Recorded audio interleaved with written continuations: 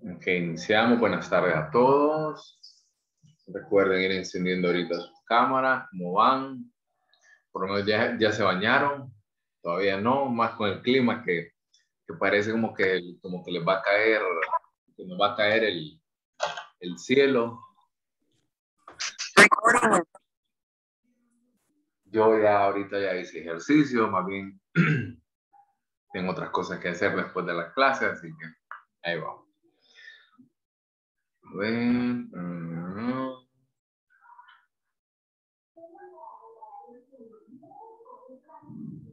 Ok. Entonces, el día de hoy iniciamos, por cierto, recibí todos los correos de parte de ustedes y recibí algunos correos de parte de algunos que no podían subir su tarea. Por ahí me preguntaron, al parecer, no tengo ni la menor idea, yo a esa hora ayer ya no estaba revisando el campus y me dijeron que se había caído. Revisé y hay muchas personas que no han subido la tarea todavía, pero me la enviaron al correo. Entonces tienen el chance todavía ahorita para que la puedan subir, pero que no pase de hoy. ¿Ok? Todos los que me lo enviaron al correo electrónico suban, no hay ningún problema. Solo que háganlo hasta hoy. Por cierto, ya sus primeras 2 tareas y el foro ya están realizados. Hay muchas personas que les comenté, no copien y peguen, no copien y peguen, o sea, literal había algunos trabajos de 18 páginas. Sí, o sea, entonces, no, se le dio un puntaje mínimo por el esfuerzo, entre comillas, realizado, pero realmente no era lo que se buscaba. Así que eso con respecto a la situación de las tareas, ya están realizadas. Recuerden que la próxima semana ya cerramos nuestra primera unidad. Este capítulo que ustedes ya iniciaron con el resumen y aparte con el trabajo del día martes, con este capítulo cerramos la primera unidad. Entonces recuerden que la próxima semana ya tenemos nuestro primer examen. Por ahí cuando llegue el tiempo, por ahí del martes a jueves, vamos a estar hablando qué día lo vamos a hacer. Entonces, el día de hoy, pensé que iba a tener que ser más reducido el tiempo que íbamos a tener que trabajar, pero todavía nos queda la siguiente semana, nos vamos bastante bien con la calendarización, entonces no hay necesidad de ir corriendo. Por ende, el día de hoy vamos a empezar con la parte introductoria y con el grupo 1. Cuando lleguemos al grupo 1, el martes vamos a estar viendo grupo 2 y grupo 3, jueves vamos a estar viendo grupo 4. Pero ya tengo las presentaciones de los cuatro grupos. Así que voy a iniciar esta parte de acá. Y si quieren, ahora sí pueden apagar su cámara. Y me dan un segundo.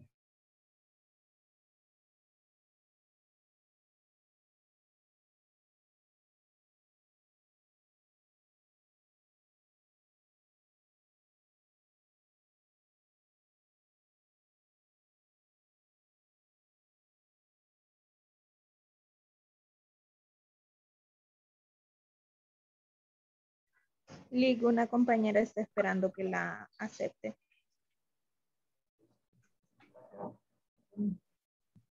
Permítame.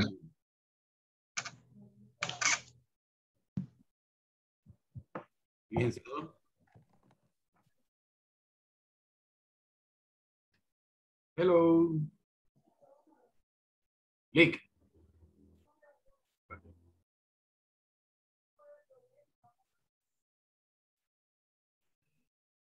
Hola, pero no hay nadie en la sala de espera. Licenciado, ¿cómo va a ser la dinámica? Ok, ahorita la primera parte, la parte introductoria, la hago yo, que son como 6 diapositivas más o menos. Y cuando llegue ya al punto de la teoría, ustedes van a tomar la batuta y luego yo voy a ir complementando con comentarios. y algunos elementos.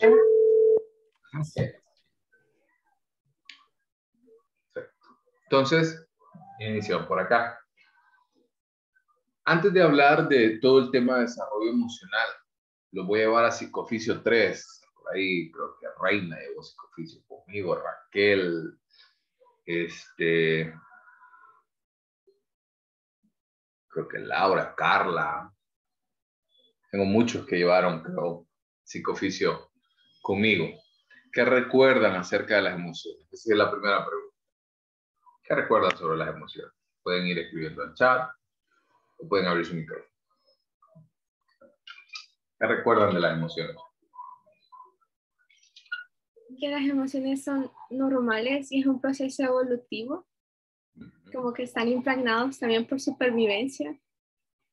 Exacto. Ustedes recuerdan, las emociones son reacciones de nuestro cuerpo para poder adaptarnos a los estímulos que nos brinda el ambiente. Esto puede ser, me encanta, estoy leyendo un libro que se llama La paradoja de la energía, de un doctor en medicina que se llama Stephen Gundry. Se lo recomiendo. Y este autor habla mucho acerca de que vivimos en una sociedad que constantemente se está alimentando, pero que muy pocas veces tiene la energía suficiente. Y él lo explora desde una óptica evolutiva. Y si ustedes piensan, imagínense hace 100 años, hace 200, 500 años, ni siquiera piensen como los datos que dan los científicos de millones de años atrás. Pensemos hace 100 años. El mundo no era tan seguro como es ahora. En algún momento, nuestros antecesores tuvieron que huir de un depredador, tuvieron que encontrar una manera para poder sobrevivir. Y las emociones, sobre todo, nos brindan esa oportunidad de percibir lo que está ocurriendo en el ambiente, poder adaptarse al ambiente, y a partir de esto vienen un montón de componentes a través del desarrollo biológico. Por ejemplo, la percepción de, imagínense lo que les acabo de decir, de un depredador que viene hacia usted, lo percibe, ese es un estímulo ambiental, esa percepción entra por nuestros ojos, le damos una codificación, ¿verdad? Que eso es lo que nosotros interpretamos en medio. Y a partir de eso, existen muchísimas señales desde el hipotálamo que empieza a enviar información hacia las diferentes vías, específicamente en el ejemplo que estamos hablando, envía una señal a las glándulas suprarrenales encima de nuestros riñones, y estas glándulas empiezan a secretar epinefrina y norepinefrina, así como cortisol, para poder enviar información a nuestros músculos, que el flujo sanguíneo llegue a la musculatura, para poder entonces correr y finalmente protegernos. Entonces, si ustedes ven, tiene una función todo esto que nosotros estamos hablando. Las emociones, como tal, tienen una función, ya sea función de protección, de supervivencia, de reproducción, ¿sí? La felicidad como tal, que es una emoción, nos permite a nosotros poder establecer un vínculo con otra persona, poder reproducirnos, poder tener hijos, que el proceso evolutivo perpetúe, y por ende entonces nos permite también afiliarnos a una asociación, ¿no? Poder tener un sentido de pertenencia.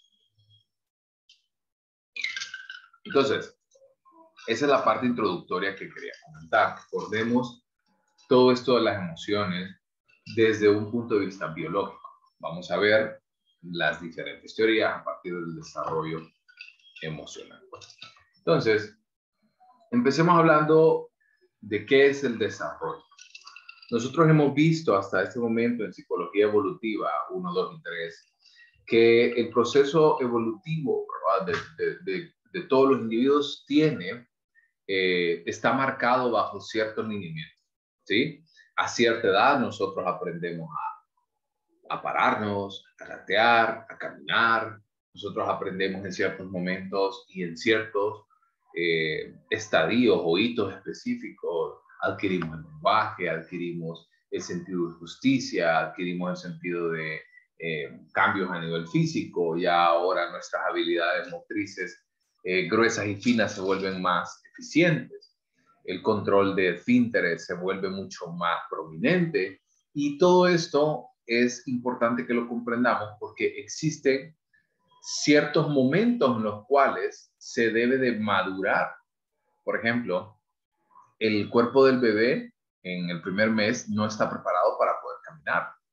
¿Sí? Si ustedes recuerdan un poco acerca de la maduración esquelética y todos los procesos que deben de llevarse a cabo para poder sostener al cuerpo, poder coordinar, poder tener diferentes mociones, inclusive, por ejemplo, para la adquisición del lenguaje, viene mucho detrás la estimulación, la oportunidad de hablar, entre otras cosas. Entonces, el desarrollo como tal, si lo vemos desde un punto de vista biológico, desde un punto de vista evolutivo, necesita que llegue a un cierto tiempo para poder madurar.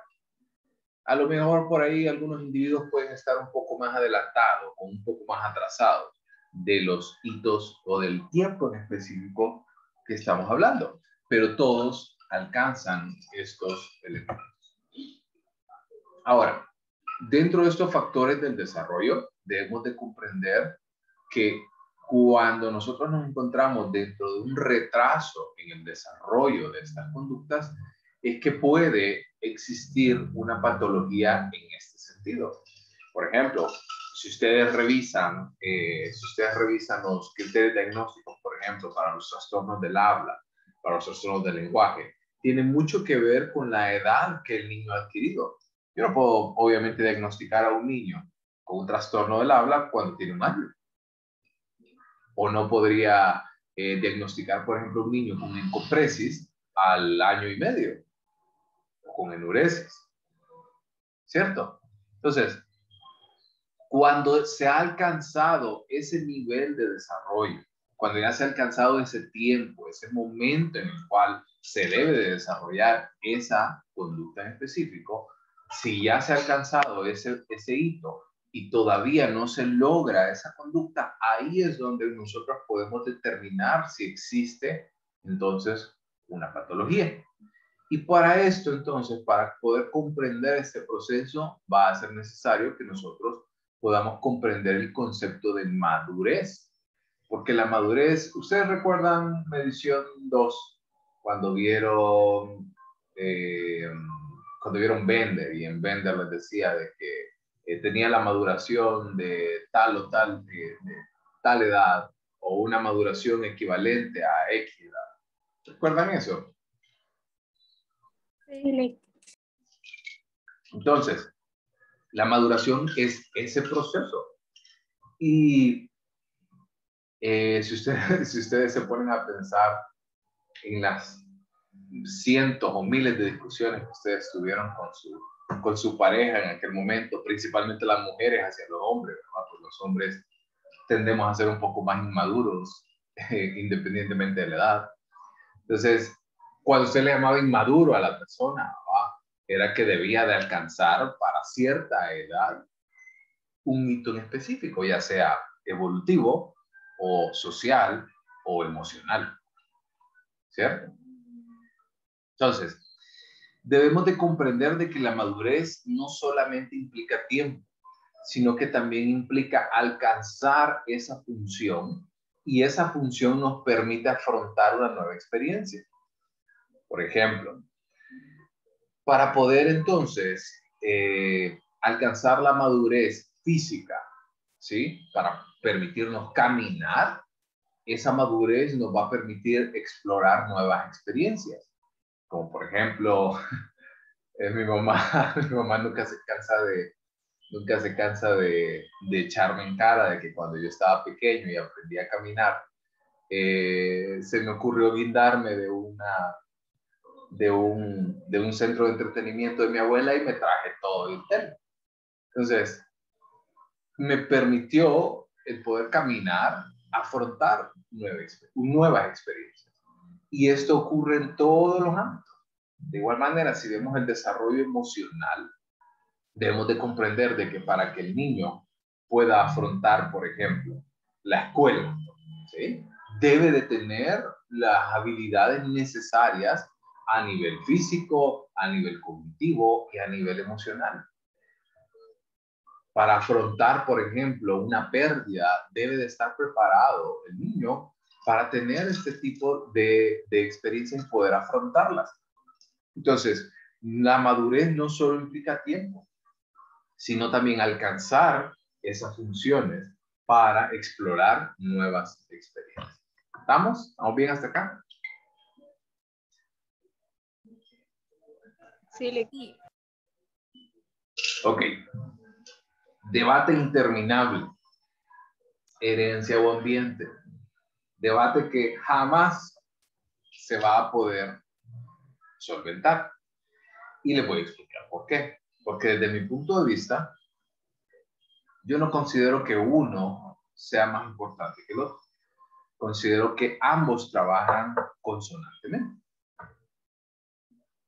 Obviamente, incluso cuando ustedes lo ven,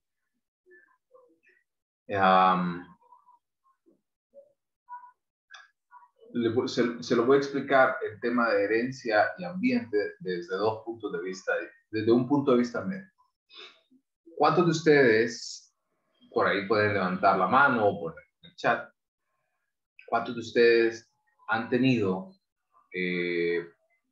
una enfermedad familiar, sea cual sea, diabetes, hipertensión, cáncer, que generalmente se piensa como una enfermedad genética? Pueden poner los que por ahí en el chat o levantar la mano. Y a ver, por ahí Angeli, Raquel, y le voy a poner también de mi ejemplo. Yo me uso bastante como ejemplo, así que espero que no los aburra. Azucena. Mi familia hace como 6 años, cuando estaba estudiando la maestría, me dejaron como tarea que yo hiciera un familiograma, ¿sí?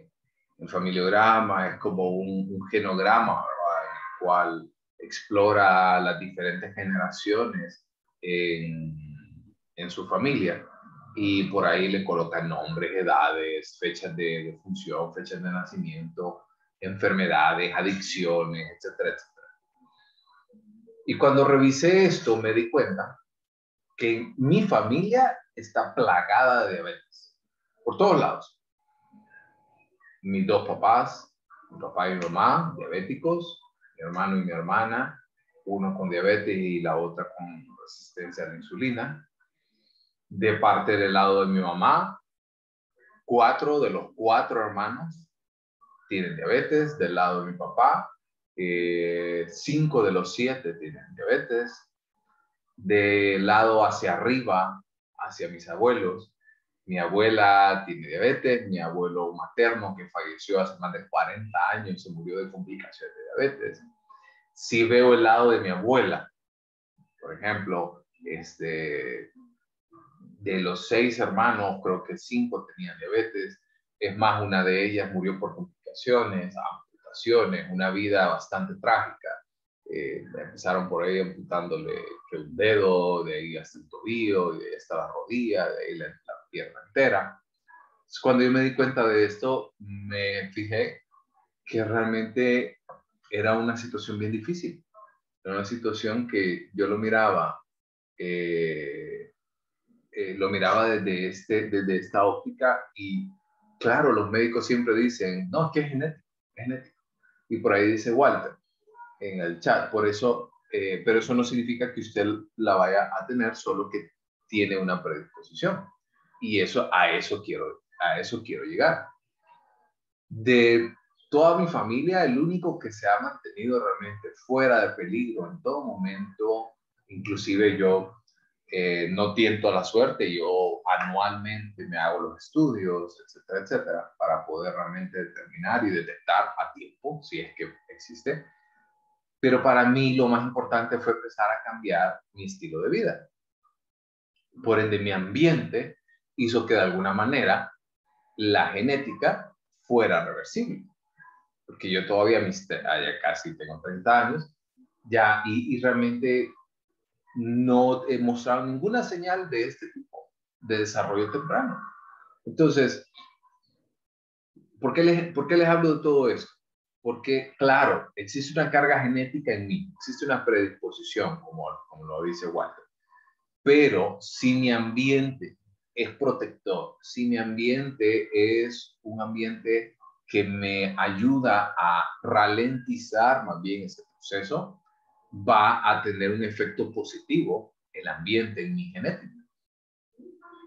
Así como, por ejemplo, imagínense hacia el otro lado, imagínense un individuo que puede tener una capacidad intelectual sumamente buena, sumamente prodigiosa, pero si el ambiente no le estimula, no le reta a llegar o a alcanzar ciertos niveles, no lo hace. Y de igual manera, el ambiente también tiene un efecto y la genética también en nuestro ambiente. Entonces, debemos de comprender este punto para poder hablar acerca de este presente tema. Porque tanto los factores situacionales son todas las circunstancias alrededor del niño o niña. Y estos factores situacionales tienen una influencia sobre la herencia o sobre la maduración. No es lo mismo que un niño, como les decía, a ver el mensaje, miren, en la mayoría de los casos ese tipo de enfermedades son hereditarias, pero siempre hay un 20% de probabilidades que no padezca de ella. Estamos de acuerdo. Pero lo importante también de esto es que igual hay personas que no tienen carga genética, pero tienen pésimos hábitos alimenticios y pésimos estilos de vida, y esto puede hacer que la persona desarrolle pueda desarrollar ese tipo de enfermedades. Entonces, lo importante de acá es que nosotros veamos que el ambiente como tal puede tener un efecto en la herencia y en la maduración de un niño. Por ende, piénsenlo desde esta óptica. Si nosotros, como ambiente, le brindamos las posibilidades al niño para que se desarrolle, mayor probabilidad va a existir de que se pueda desarrollar correctamente. Entre menor o menos buenas sean las condiciones ambientales, menor probabilidad va a existir que el niño pueda explotar, obviamente, entonces todo su potencial. Y esto incluye habilidades cognitivas, habilidades físicas. Por ejemplo, ¿cuántos de ustedes a lo mejor hubieran querido en algún momento practicar un deporte, pero el ambiente nunca se los permitió? Su mamá era sumamente estricta y no quería que tuviera la oportunidad de interactuar con otros niños, o el simple hecho de salir, etcétera, etcétera. ¿Vaina? Le quería contar una anécdota. Cuando yo estaba bebé, antes del año de vida, unos 9, 8 meses, creo, no sé. Mi mamá dijo que la casa en donde vivíamos, la sala era pequeña, entonces que yo no quería caminar.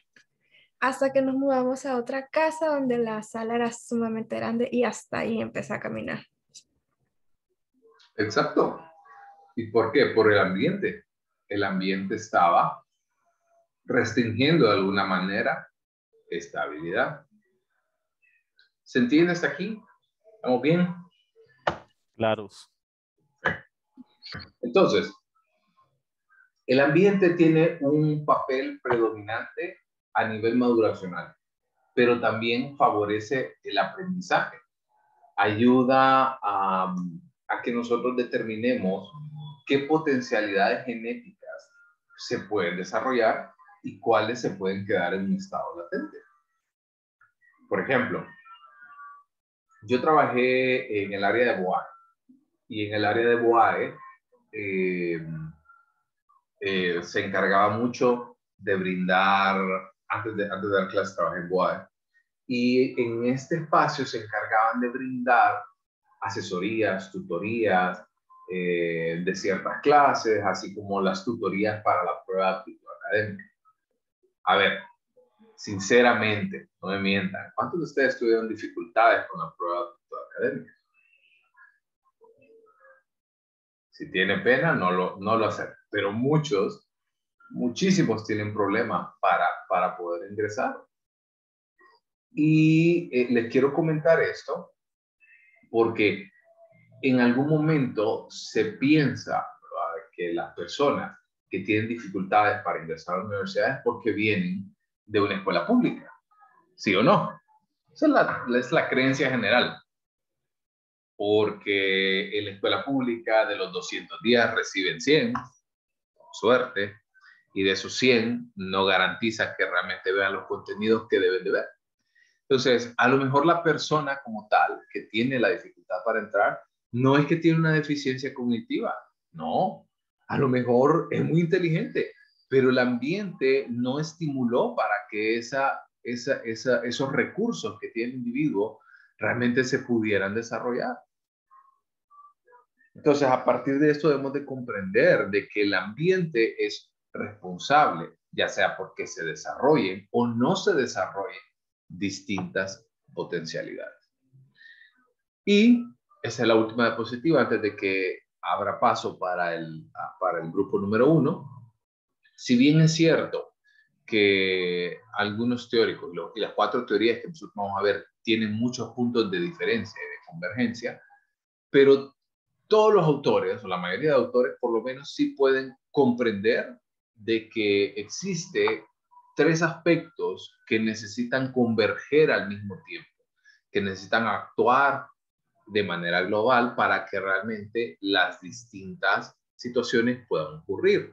Por ejemplo, hablamos de los elementos de ambiente, que ya lo hemos visto, los elementos constitucionales, que pueden hablar acerca de los elementos orgánicos o genéticos, y el desarrollo como tal es ese espacio realmente de interacción entre el ambiente y la herencia, entre el ambiente y lo genético.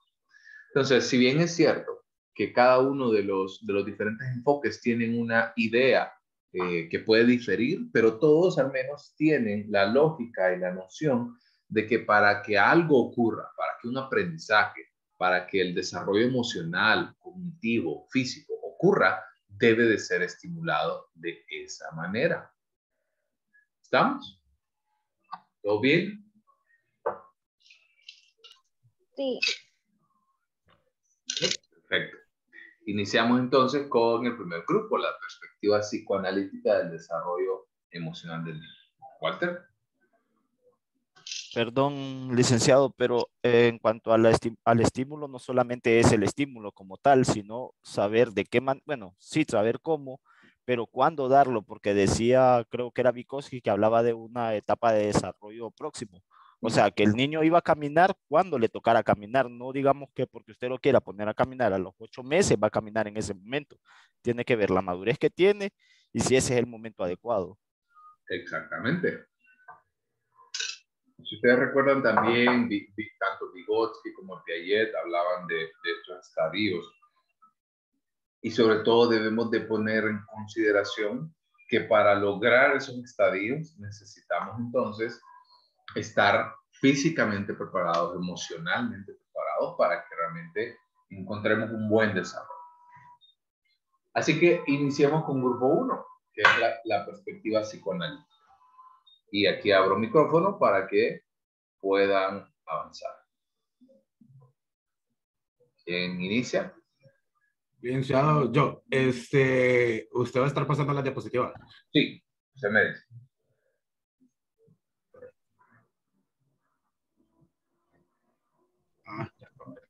Muy buenas tardes, compañeros. Mi nombre es Havelock. Para los que no me conocen, nosotros somos el grupo número 1, conformado con personas muy aptas para dar el tema. Les queremos ver, bueno, mi primer punto es que conozcamos algunas bases en cuanto a la perspectiva psicoanalítica del desarrollo. Creo que a este punto ya de la carrera ya conocemos mucho sobre Sigmund Freud.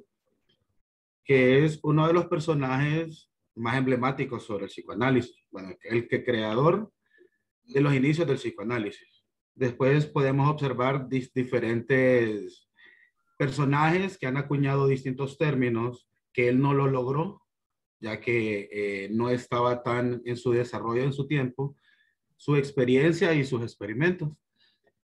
El término más importante que el que él acuñó, si podemos observar, es el líbido, la pulsión libidinal, que es la fuerza o la energía que mueve todo. Es uno de los conceptos básicos que influye en cuanto al desarrollo de la sexualidad. Y esta sexualidad no lo estamos viendo como nuestra sexualidad, como nosotros ya de adultos, sino por el amor la fuerza, libidinal, el amor que al niño le dan los objetos, las personas que le rodean, su propio cuerpo, su forma de conocerse. Dentro del enfoque se escriben distintos autores, que lo más importante es lo que estaba diciendo ahorita el licenciado. Tenemos que ver bastantes, ¿cómo podríamos decirle? Cosas que dominan nuestra forma de desarrollo. Están los factores constitucionales. Los factores constitucionales podríamos decirle que es todo el desarrollo prenatal. Si tenemos todos nuestros cromosomas, si la madre tiene una buena alimentación, si no ha tenido algún estrés, alguna enfermedad en cuanto a su etapa de embarazo, esos serían los factores constitucionales. A la hora del parto está la otra etapa, que serían las propias etapas del desarrollo. Digamos, de si el niño tiene una buena alimentación, si el niño no se cae, si tiene algún accidente craneal, podríamos decir. Y el aspecto situacional o ambiental depende de la cultura. Depende si el niño tiene alguna buena estimulación, si es demasiado pobre, si tiene un estatus medio. Eso va a influir bastante en cuanto a su desarrollo. ¿Por qué? Porque nosotros le damos la motivación o el niño puede aprender, depende a su ambiente. Freud en su trabajo, en su tercer ensayo, la teoría sexual, considera un concepto básico, que es el de la pulsión, el que estábamos hablando. Es importante señalar que lo moviliza el aparato psíquico, que es la pulsión, que la pulsión y el aparato psíquico, todo esto, que después vamos a estar hablando sobre los 3 procesos mentales, todo esto de la pulsión jamás se nos va a detener. Nunca se apacigua hasta que nos muramos. La otra, por favor. El desarrollo emocional está ligado a las pulsiones. El aparato psíquico son 3. El inconsciente, que ya sabemos que se refiere a todo lo reprimido. El preconsciente, que es lo que nosotros podemos evocar con facilidad. Y el consciente, que sería nuestra conciencia de ahorita, de este momento dado. En cuanto a las postulaciones de las estructuras del que él hablaba, de lo que podemos reprimir, cómo reprimimos, cómo aprendemos y cómo podemos lidiar con algunas acciones, encontramos el yo. El yo es una función que es con la relación al medio social, es decir, el yo es mi realidad, es lo que yo presento. El ello son las pulsiones, la energía libidinal. Es nuestras ganas de comer, nuestras ganas de tener sexo. Eso es desde que nacemos hasta el principio del yo. El super yo, estamos hablando ya de la moralidad. Es una especie de guía formal de integración a Esto lo venimos teniendo o lo conseguimos desde la educación, desde las morales, desde todo lo políticamente correcto, y esto nos ayuda a poder controlar el ello, que entonces sería nuestras pulsiones, que son un poco más animalísticas. Y en cuanto... y para Freud la sexualidad estaba ligada a la búsqueda del placer, por lo que esto se presenta muy temprano en el niño. Y entonces todas las siguientes etapas que vamos a estar observando ahorita con las siguientes exposiciones de los compañeros, todas estas etapas están dadas por un nombre, como la etapa oral, anal, y todos estos se le fueron colocados por el órgano hedonista que representa cada etapa. Y con esto les dejo a mi próxima compañera. Okay. Buenas tardes, compañeros. Mi nombre es Alondra y vamos a comenzar a hablar sobre lo que son las etapas de desarrollo psicosexual según Freud. Durante este proceso de crecimiento se producen unos cambios en la zona de concentración de energía líbico. Ya había mencionado qué significaba mi compañero líbico, que para el psicoanálisis líbico es el impulso fundamental y la fuerza creadora de la energía vital y está condicionado con factores hormonales, psicológicos y nerviosos. Durante este proceso, como había mencionado, se producen cambios en zonas de concentración de energía líbido en todo el cuerpo, que explica el desarrollo de la persona. Y la teoría del desarrollo psicosexual de Freud define las siguientes etapas, como oral, anal, fálica, latente, genitales. Y en esta ocasión, pues me toca a mí hablar sobre lo que es la primera etapa, que sería la etapa oral. No sé si me ayuda Lee con la diapositiva. Ok. En esta etapa, que es la fase organizacional libidinal, en la que la boca predomina como una zona erógena debido a una función de la nutrición. El primer objeto en el que el bebé tiene... Bueno, pido disculpas porque tengo una perrita y quiere participar el día de hoy. Nos pasa todo. Ok. Bueno, como el primer objeto con el que el bebé tiene relaciones en el seno materno sería el biberón, chupón y entre otros, pues esos serían ya según el proceso de desarrollo del niño. A lo largo de este periodo, desde el nacimiento hasta los 18 meses, el bebé depende por completo de alguien que le cuide la zona oral. Es lo que más se asocia como la satisfacción de necesidades biológicas y sentimientos placenteros. Como principal reto al que se enfrenta el bebé durante este periodo es la dependencia oral y es consolidar actitudes básicas como dependencia, independencia, confianza y apoyo a los demás. Al principio el bebé no es capaz de distinguir pues con su propio cuerpo el pecho de su madre y en esto lo permite experimentar lo que es la ternura, el amor hacia sí mismo. Pero sin embargo, con el tiempo, pues el pecho será como reemplazado por parte del cuerpo y también pues el niño comenzará a descubrir lo que sería chupando pues su dedo, sus piecitos y de una u otra manera pues reduce el estrés causado por falta de atención.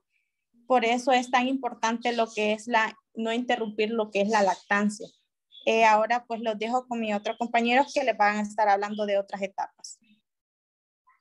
Ok, antes de que avancemos a la siguiente etapa, recuerden que lo central de esta etapa es la alimentación, ¿sí?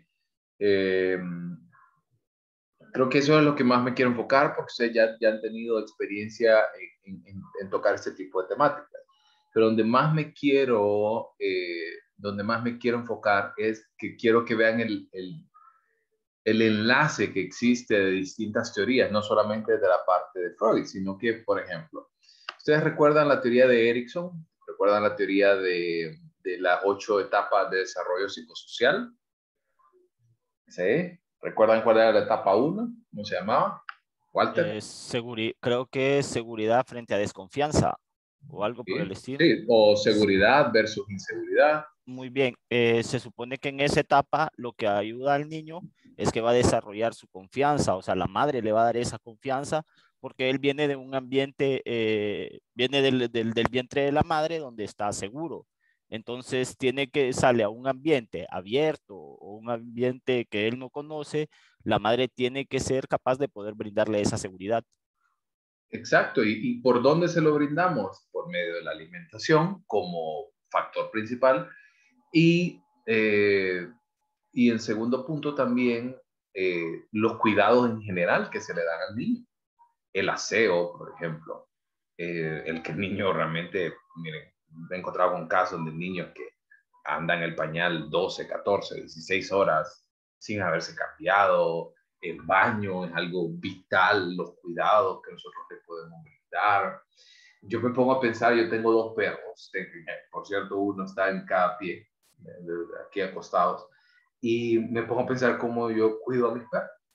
Me pongo a pensar de que, por ejemplo, cuando yo me los llevo a caminar y los traigo de vuelta, les limpio las patas, porque ellos andan en mi casa todo el tiempo, se suben a las camas, se suben a los sillones.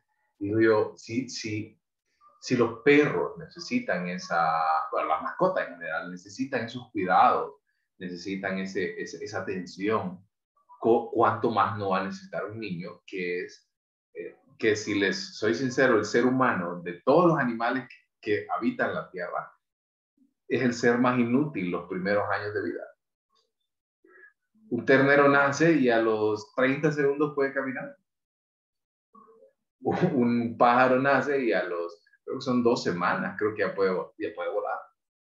Entonces, nosotros hasta el año más o menos empezamos así, medio a tambalearnos, medio a caminar.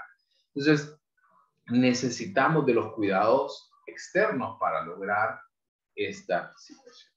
Antes de abrirle paso a la siguiente persona, les voy a hacer una votación. A ver, prepárense, voy a poner algo. Esto es el proceso de corrección, también va detrás como un proceso de aprendizaje. Y les quiero decir, ¿cómo se escribe o pronuncia? Y les acabo de poner ahorita 3 opciones. Pero quiero que tengan mucho cuidado, porque hay una opción que tiene acento y hay otra que no.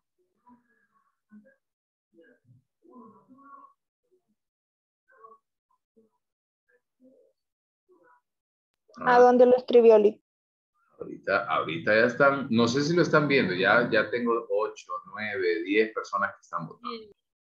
El acento está en la primera opción, el acento en la primera I. Y la segunda opción no tiene, y la tercera tiene acento también en la primera I, pero con una V. Interesante. Quedan todavía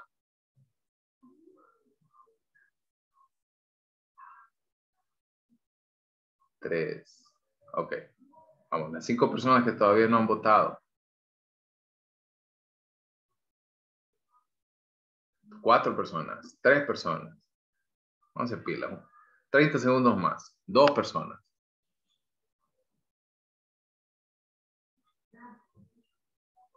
Vamos, las personas que no han votado. Vamos a llegar al minuto 30 para ver si alcanzamos todos. 5, 4, 3, 2, 1 y cierro la votación y les comparto los resultados.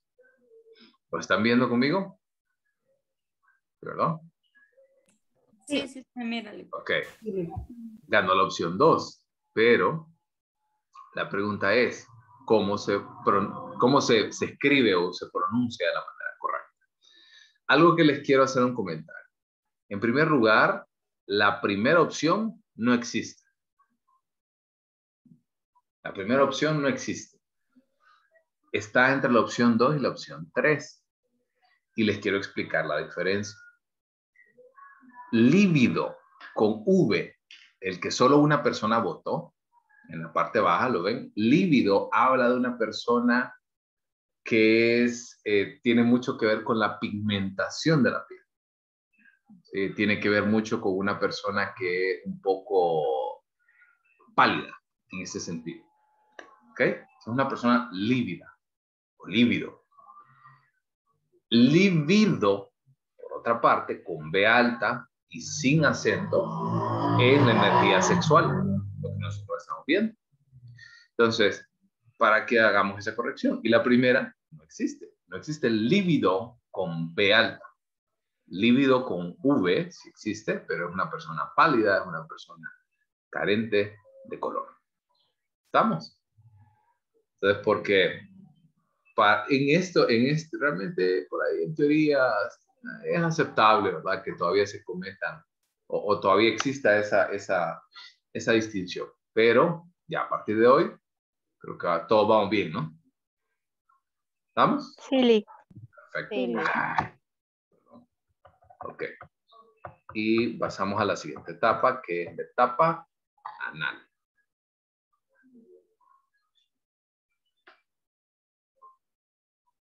¿Ver?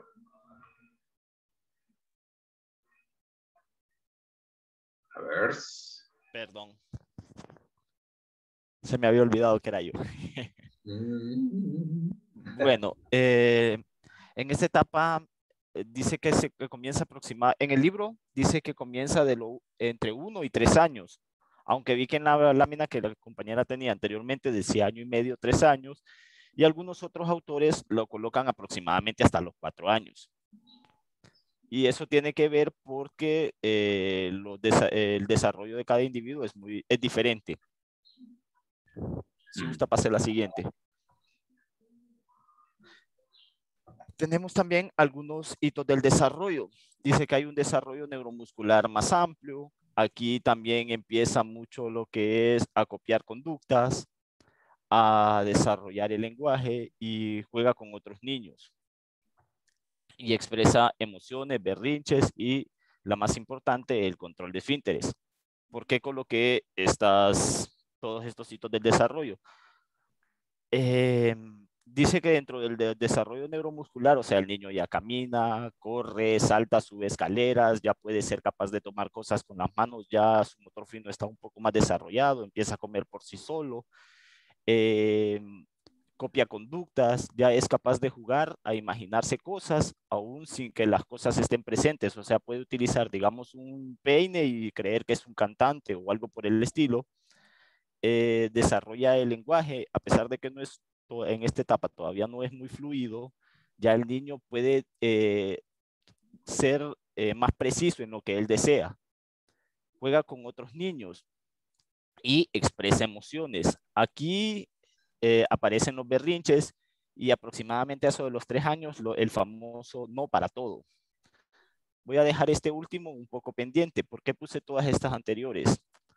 Sucede lo siguiente, que a pesar, esta es una gran área importante del desarrollo de esta edad, porque aquí el niño no solamente tiene que ver con el control de esfínteres. Como dijo usted, hay otras teorías en esta misma etapa, digamos, creo que Mahler habla más o menos de que este es el tiempo en el que el niño se independiza de la madre. Y todas estas anteriores que dije tienen mucho que ver con eso. Inclusive aquí en este apartado les quiero comentar algo y les voy a hacer una pregunta. ¿Qué es lo único que usted jamás nadie le puede imponer ni le puede quitar el derecho? ¿Qué es lo único en lo cual usted tiene completamente, bueno, dejando de lado obviamente todo el tema de la Segunda Guerra Mundial y la esclavitud, etcétera, etcétera? Pero pensemos en una vida cotidiana. ¿Qué es lo único que usted puede controlar? ¿Cuándo hacerlo? ¿Cuándo no hacerlo? ¿Cómo hacerlo? ¿Qué rituales hacer? Pregunta bien. Disculpe que interrumpa. Es que está lloviendo y no puedo escuchar. Ok. Zurrar, Lick. Exacto. Las funciones corporales es lo único que usted puede tener control. Y el niño se da cuenta de eso en esa etapa. Muy buena. Perdón, Nick, ¿puedo continuar? ¿O iba a seguir con algo más?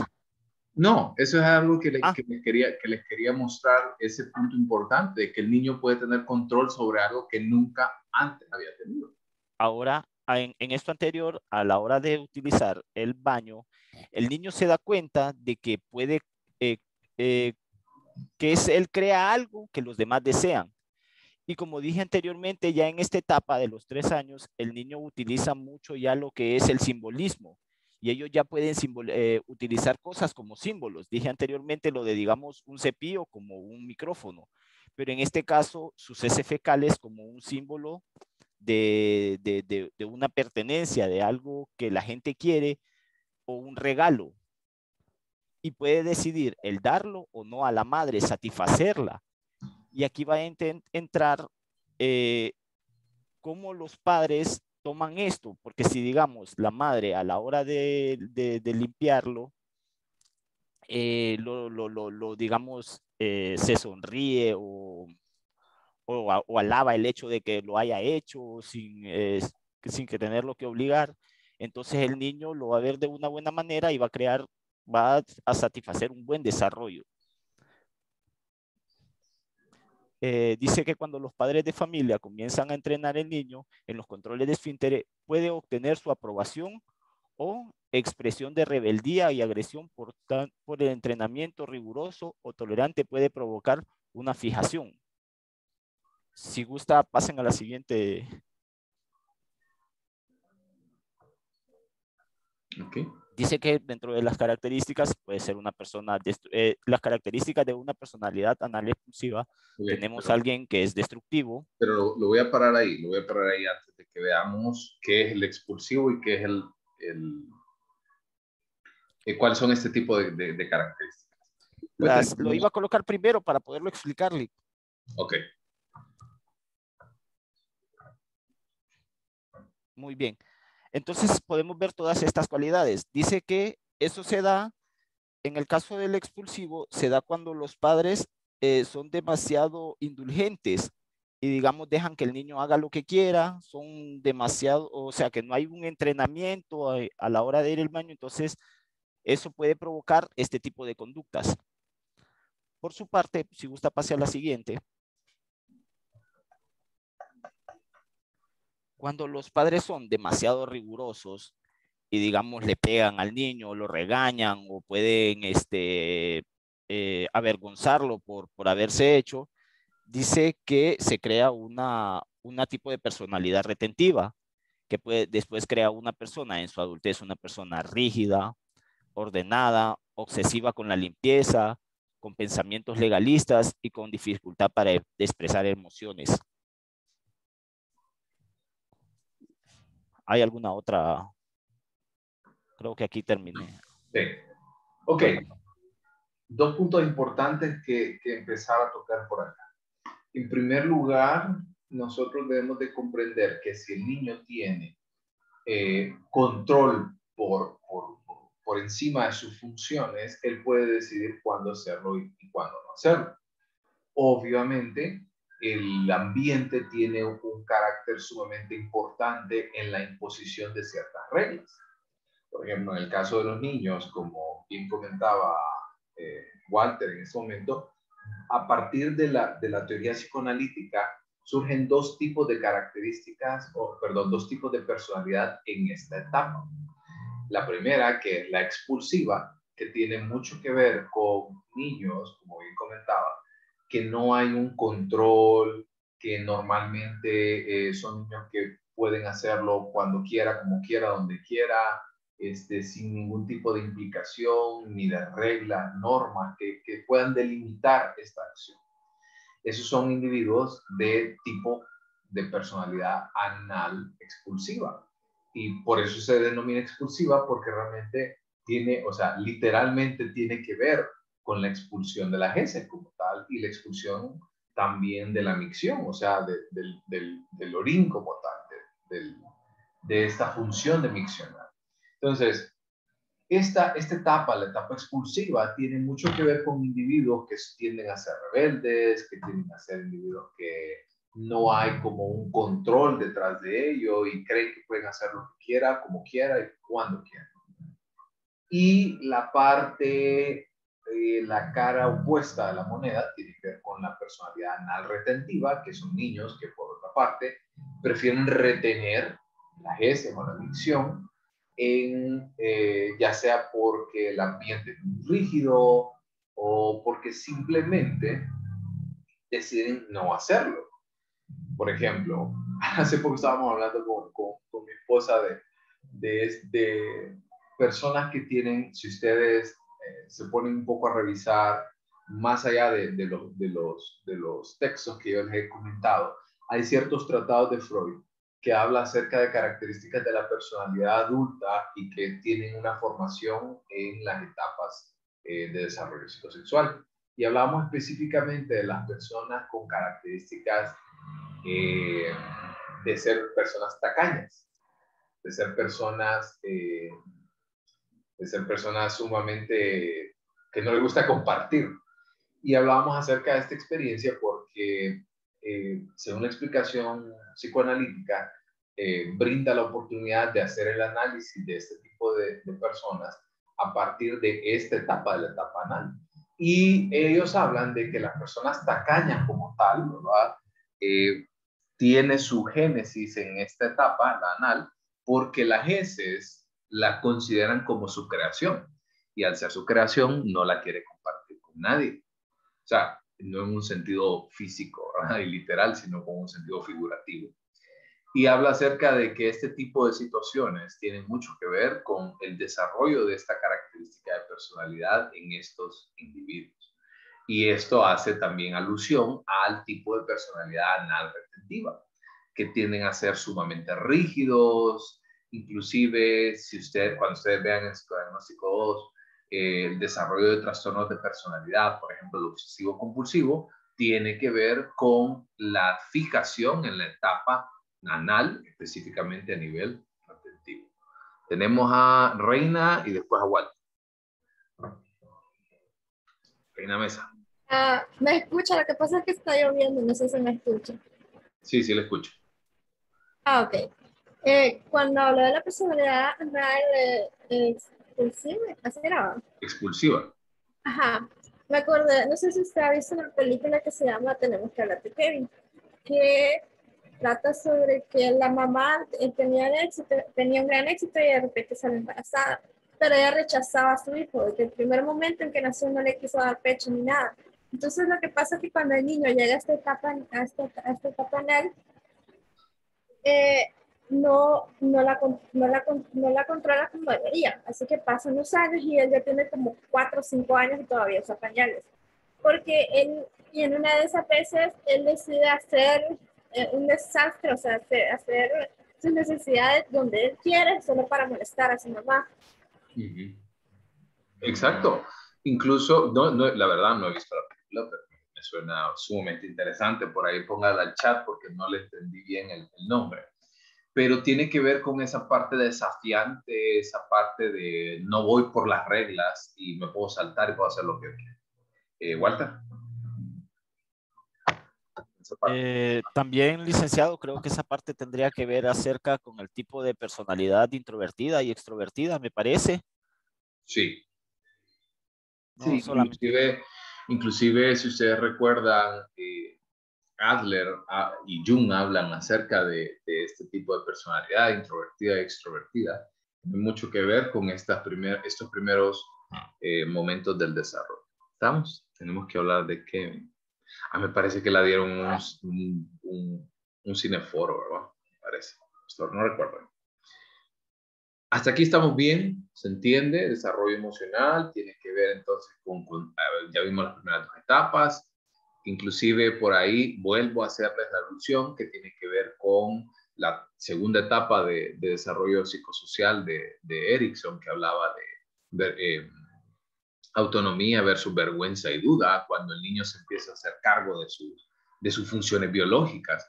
Y por ende, cuando el niño no logra hacerse cargo ni siquiera de esa función mínima, y le avergüenzan sus padres, obviamente hace que esta situación no sea manejada de la manera correcta. Pasamos entonces a la siguiente etapa, que es la etapa fálica. Hola, buenas tardes a todos. Mi nombre es Camila Rodríguez. Yo les voy a hablar un poco sobre la etapa fálica. Dice que es la tercera etapa elaborada por Sigmund Freud alrededor del tercer año de vida. Felipe, puede continuar con el que Sí. Dice que esta etapa se caracteriza por la fijación de la libido en los órganos genitales y es la edad donde entra el porqué, donde el niño descubre las diferencias sexuales. Bueno, les voy a explicar un poco acerca de. Dice que se observa la masturbación infantil secundaria, que eso es el principio es autoerótico y toma por objeto sexual el propio cuerpo o partes del niño. Pues se hace referencia, ustedes no sé si han visto a los niños que tienen la manía de andar la mano en su parte íntima. Entonces, bueno, creo que eso es algo normal en esta etapa, que el niño mantenga ahí. Eso hasta que se pueda superar esta fijación. Sí. También nos dice que entra la curiosidad sexual, donde el niño quiere saber, o sea, por ejemplo, ve a una mujer embarazada, ya sea en la calle o en su casa, y ya quiere saber de dónde vienen los niños. Ya es ahí donde podríamos decir que está eso. Creo que a las que son madres ya les ha pasado de decirle a los niños, me lo trajo la cigüeña. Entra las preguntas de los niños, va la curiosidad, y también está eso, más que todo, si la pareja duerme con el niño empieza a hacerse interrogantes. ¿Qué hacen? ¿Qué no harán?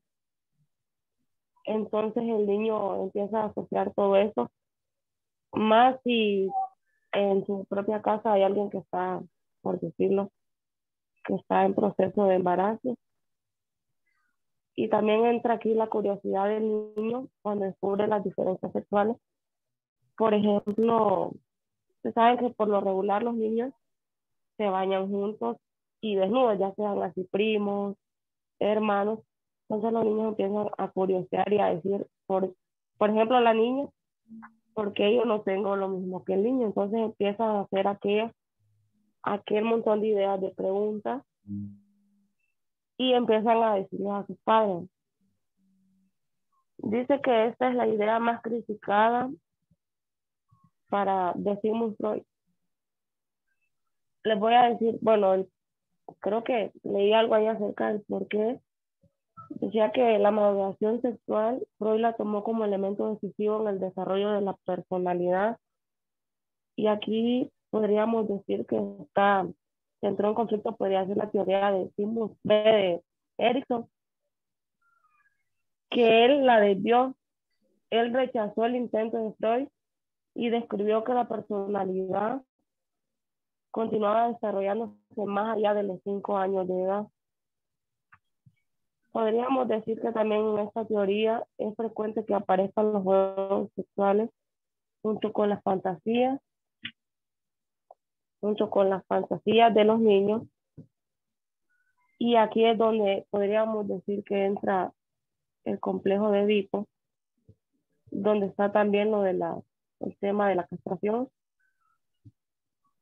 que se puede decir que es la experiencia psíquica que tanto el niño como la niña viven inconscientemente hacia sus 5 años, donde el niño muestra el temor de perder lo que tiene.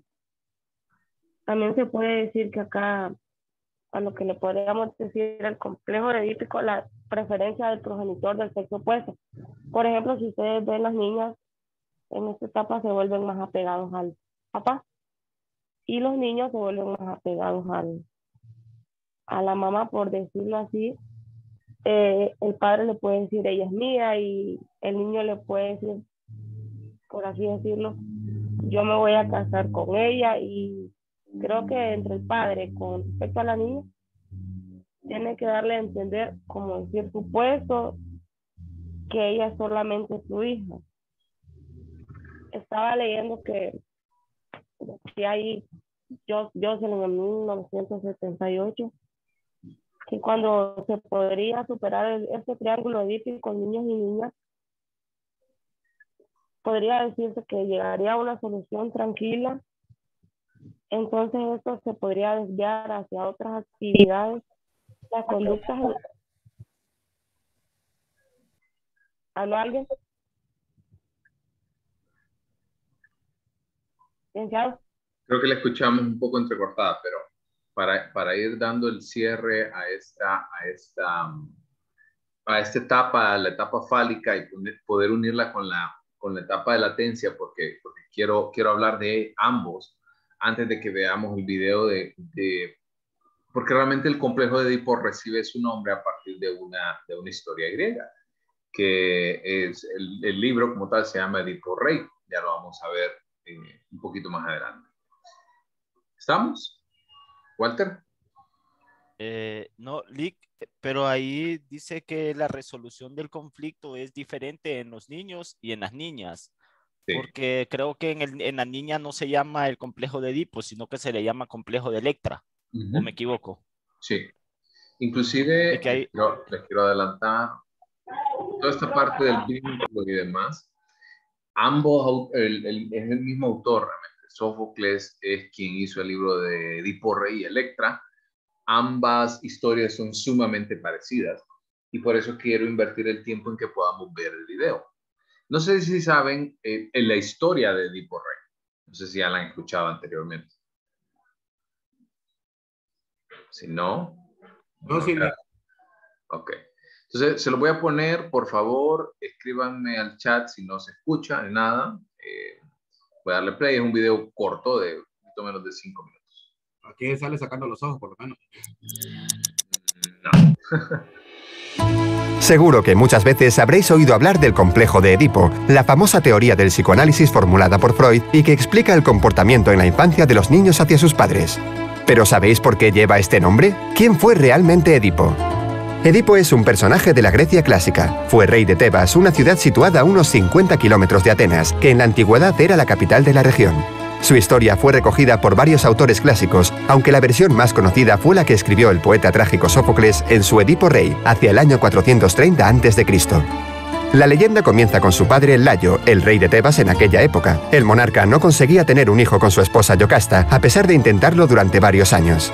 Desesperado, acudió al oráculo de Delfos, un templo sagrado de consulta a los dioses, buscando una solución.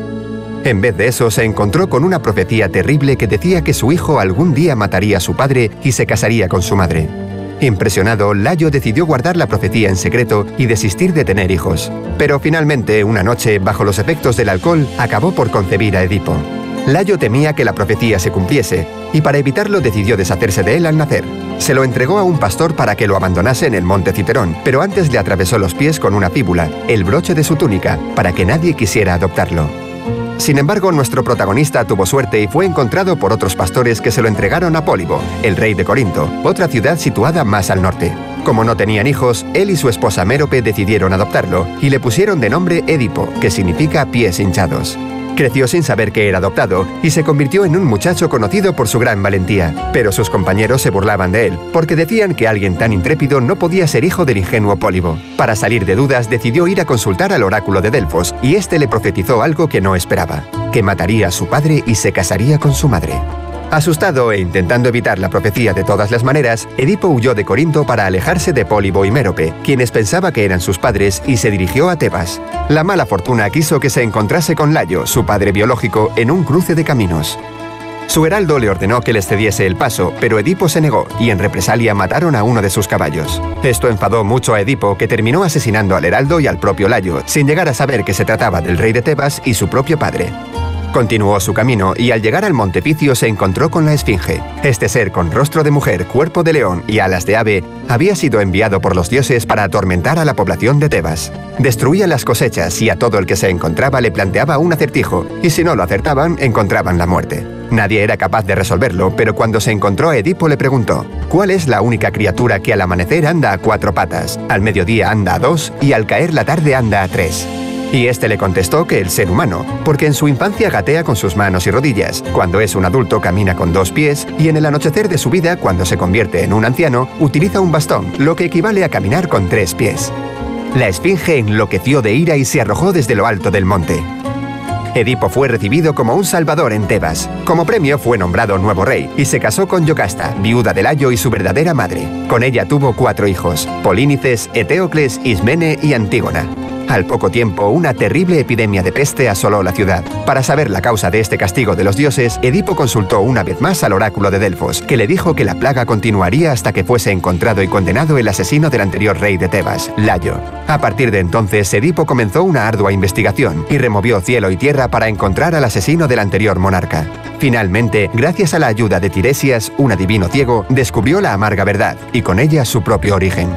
No solo había matado a su padre, el rey de Tebas, sino que se había casado con su propia madre. Cuando Yocasta se enteró, abrumada por la vergüenza, se quitó la vida. Ante su cadáver, Edipo cogió uno de los broches de su vestido y se arrancó los ojos con él. Y como penitencia, decidió exiliarse de Tebas, solo permitiendo que lo acompañase su hija Antígona para ayudarle. Vagó sin rumbo como un mendigo hasta que Teseo, el mítico héroe que venció al Minotauro, le acogió en Colono, donde murió tiempo después. Como muchas de las historias de la Grecia clásica, el mérito de la leyenda de Edipo está en el gran simbolismo que encierra. Tanto es así que más de 20 siglos después sirve como perfecta representación de una de las teorías psicoanalíticas más conocidas y mencionadas de nuestra época.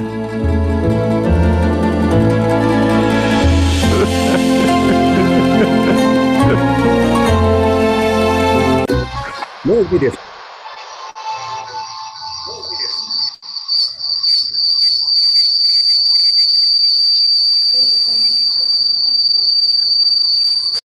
Chica.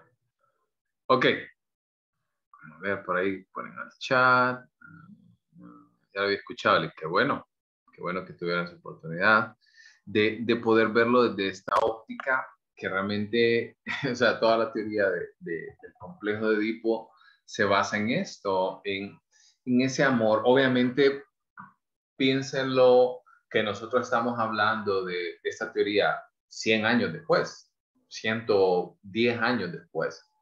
Y aún en este momento causa revuelo. Imagínense cuánto revuelo podía causar en los años 1900. Entonces, obviamente por eso es que esta teoría es una de las más criticadas en el caso de Freud. Porque la etapa fálica es esa etapa de enamoramiento, pero que en conjunto con el periodo de latencia, que lo vamos a ver ahorita, vamos a ver cómo se va a resolver entonces este complejo. Entonces, les quiero hacer una propuesta. Son las 4:15. Avanzamos creo que no vamos a terminar con el grupo 1. Avanzamos unos 15, 20 minutos más y nos tomamos el receso más bien al final. Pero ahorita les voy a dar un minuto para que se paren, se estiren, se truenen lo que tengan que tronar. Está bien, Nick. Vale. Está bien.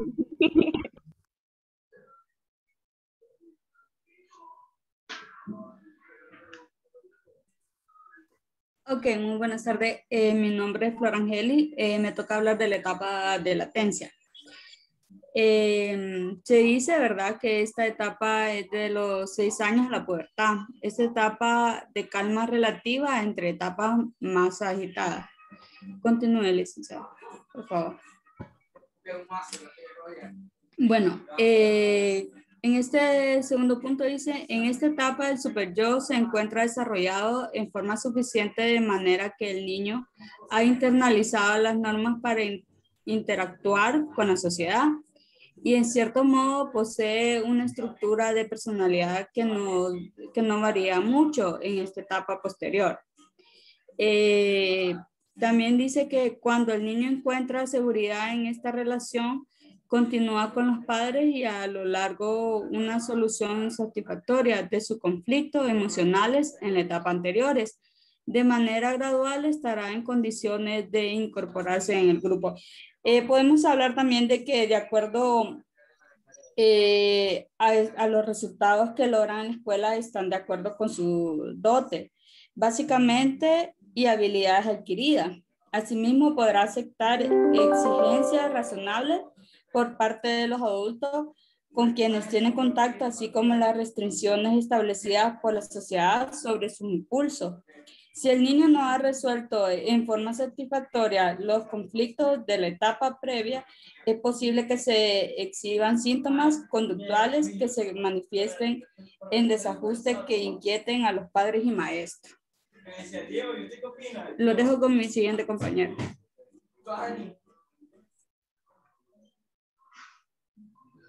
El periodo de latencia es como el hermano que nadie quiere de la etapa psicosexual. Como que dicen, no pasa nada. Incluso ni siquiera tiene un órgano como tal físico. En la etapa oral, obviamente, tenemos esa zona erógena, en la etapa anal de igual manera, fálica igual, y en la genital de igual manera, pero nada de latencia no hay. Ok, puede continuar.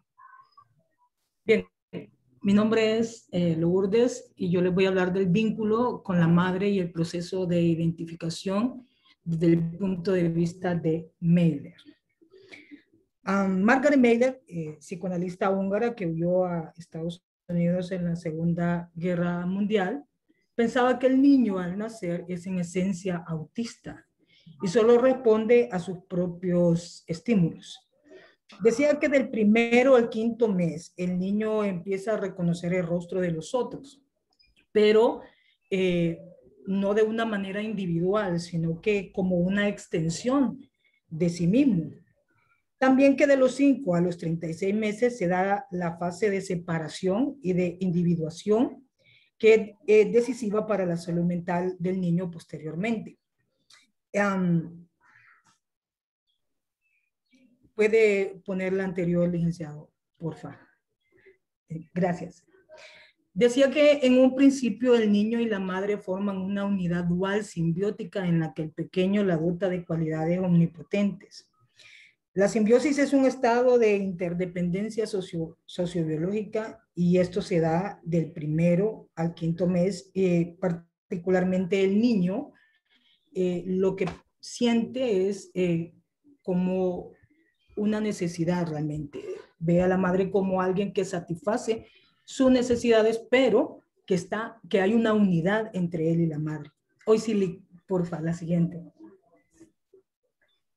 Bien.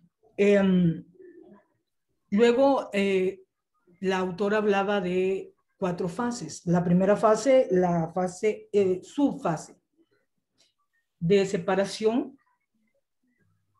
de diferenciación, la primera subfase. Y aquí se da el inicio de la maduración de las funciones locomotoras, ¿verdad? Como una función locomotora como caminar. Entonces, el inicio de estas funciones locomotoras le permiten al niño un intento de separación de la madre, de separar el cuerpo de la madre, la exploración visual y táctil del rostro de la madre y explorar un mundo más amplio. Entonces, comienza a haber una diferenciación, ¿verdad?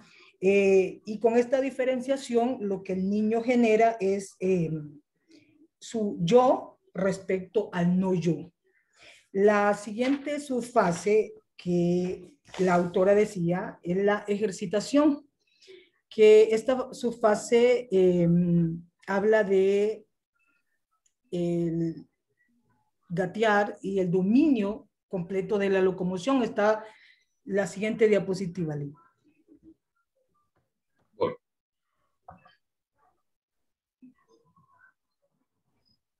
¿Se lo avanzo todo? Sí, porfa. Okay. Gracias. La siguiente subfase, la ejercitación, que va de los 9 a los 14 meses de edad, el infante es capaz de alejarse de manera activa de la madre y volver a ella. Aquí se muestra, pues, primeramente el niño gateando y luego ya con el dominio de la locomoción, o sea, de caminar. En este estadio, por así decirlo, se comienza con la exploración del ambiente animado e inanimado y las capacidades locomotoras están investidas de energía libidinal. La tercera subfase es el acercamiento, que va de los 15 a los 24 meses de edad.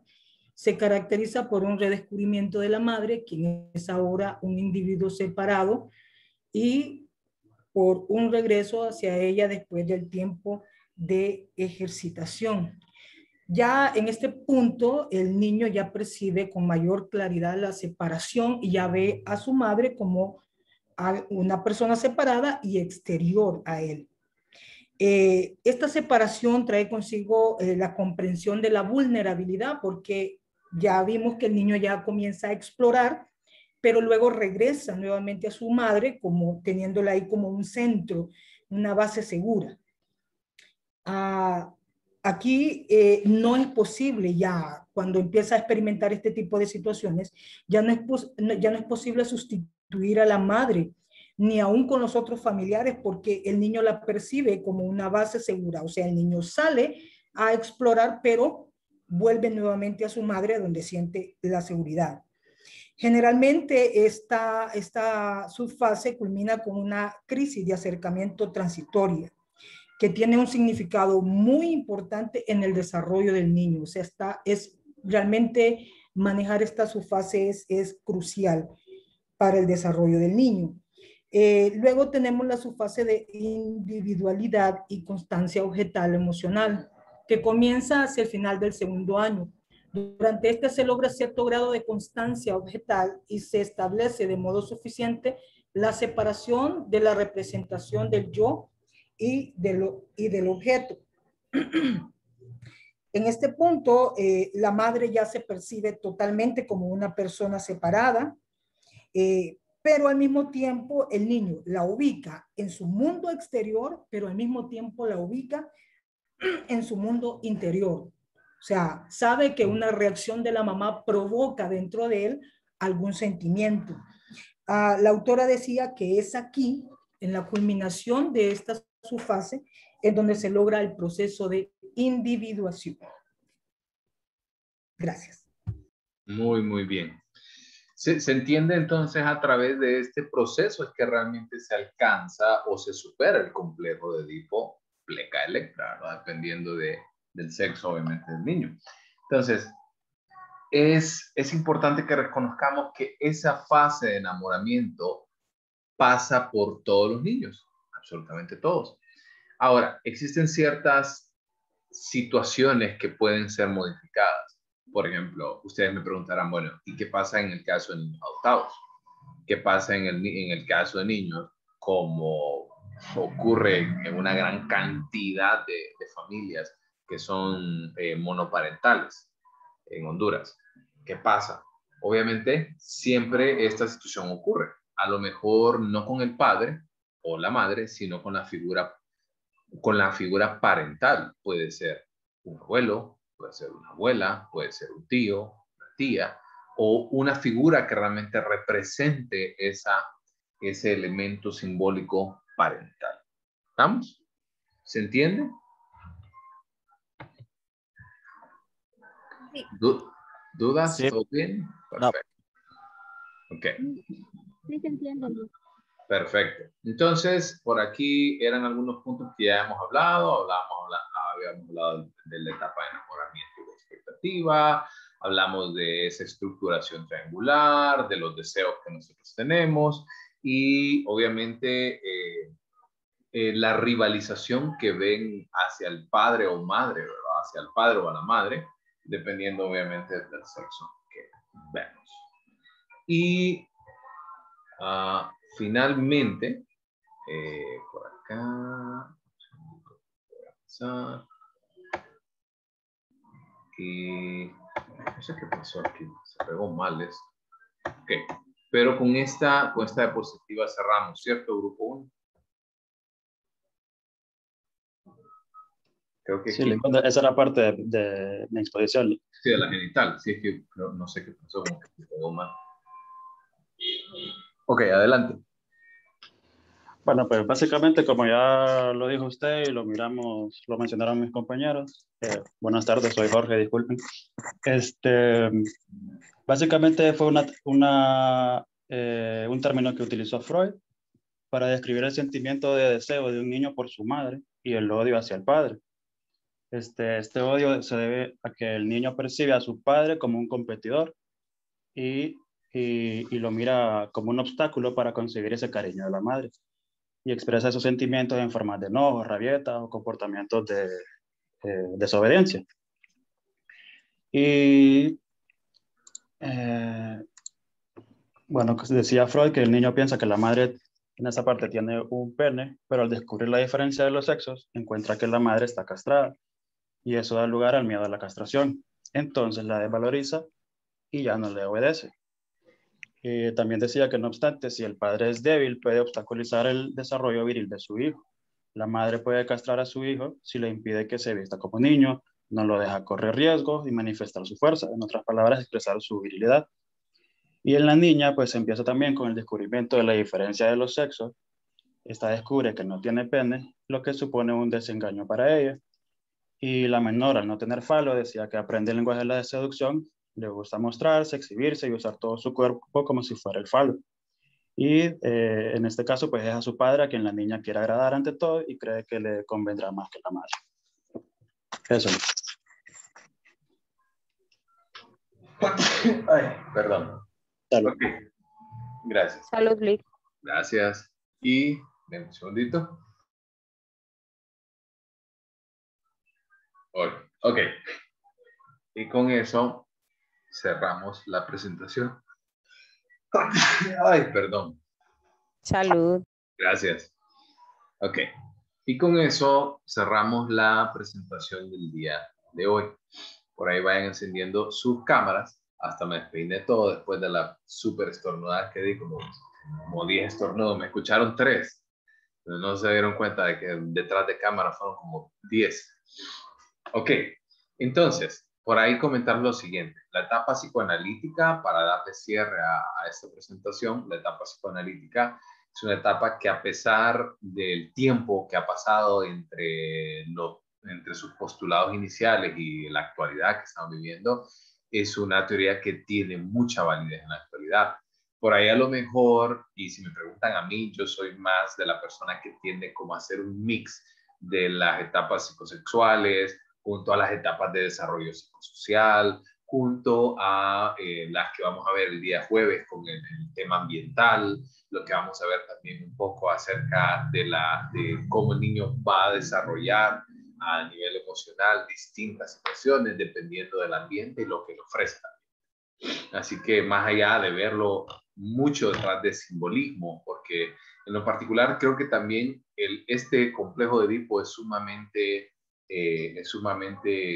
criticado por ser falocéntrico, porque todo gira alrededor del pene como tal. O sea, todo el mundo quiere uno, obviamente no el órgano como tal, sino lo que representa el órgano. Entonces, por ahí esa es una de las mayores dificultades que se pueden encontrar. Sin embargo, como les digo, saquen lo que ustedes consideren más conveniente de esta teoría y vayan entre ustedes a lo interno haciendo su propia teoría. Eso es algo realmente que yo hubiera querido que a mí me dijera un profesor cuando yo estaba estudiando, pero realmente cada quien debe de ir desarrollando y debe ir tomando lo que considera más apropiado. Así que con esa idea quiero terminar la clase de hoy. Creo que no hay dudas. Nada más comentarles, recordarles que los que me enviaron las tareas al correo electrónico, súbanlas al campus para poder revisarlas. Las voy a estar revisando el día de mañana. Vayan avanzando ya. Recuerden que la próxima semana vamos a tener ya nuestro examen. Por ende, mucho contenido. La primera unidad es mucho contenido y por eso tienen que empezar a estudiar desde ya. Así que bueno, feliz fin de semana, jóvenes, y nos vemos, si Dios lo permite, el martes. Gracias, Lick. Una consulta. Gracias, Lick. Es de la clase de medición. Yo le logré